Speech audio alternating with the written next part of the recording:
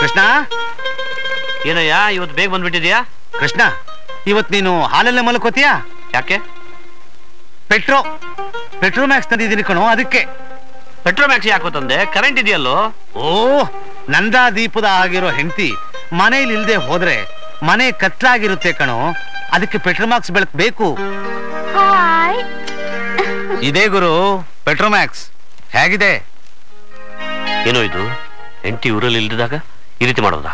ತಪ್ಪು ಅಂತ ಹೇಳ್ತೀಯಾ?